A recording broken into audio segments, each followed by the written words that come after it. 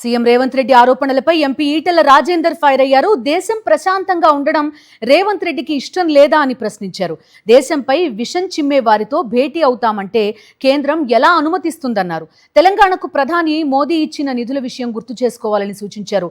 కేంద్ర ప్రభుత్వం అన్ని రాష్ట్రాలతో సత్సంబంధాలు కొనసాగిస్తోందంటున్న ఎంపీ ఈటెల రాజేందర్తో మా correspondent Vikram face to face. మనతో పాటు మల్కాజ్గిరి ఎంపీ ఈటెల రాజేందర్ గారు ఉన్నారు. వారిని అడిగి తెలుసుకుందాం.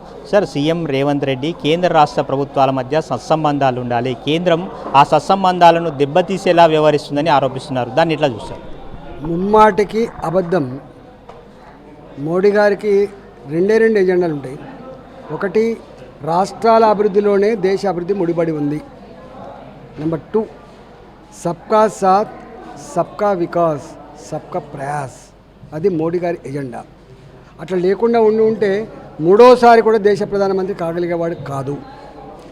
మా భారతీయ జనతా పార్టీ ఫిలాసఫీ కూడా దేశం first, nation first, party next, వ్యక్తి తర్వాత.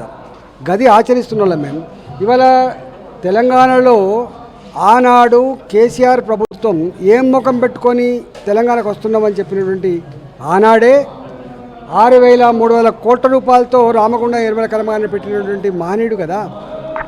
ఇవాళ 30 ఏళ్ళుగా ఎన్నికల ఎజెండా కదా మీది, Congress party agenda. Coach factory కాజీపేటలో ఇవాళ అన్నాడు కమాలుద్దీన్ అని చెప్పి ఒక ఎంపీ ఉండేవాడు కాంగ్రెస్ పార్టీ. నాకు ఓటేయండి, నీకు కోచ్ ఫ్యాక్టరీ తెచ్చిస్తా, ఎన్నిసార్లు అబద్ధాలు చెప్పిండు.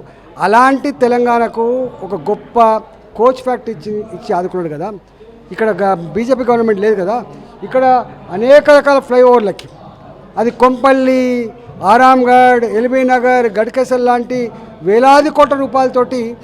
అంతేకాదు రైల్వే స్టేషన్లు, ఇవాళ Cherlapally railway station, Secunderabad railway station, Kacheguda railway station, నీకు నాంపల్లి రైల్వే స్టేషన్ 20-25 అమృత స్టేషన్ల కింద డెవలప్ చేసి వేలాది కోట్ల రూపాయలు ఇస్తూ ఉంటే నీకు కళ్ళకు కనబడతలేదా?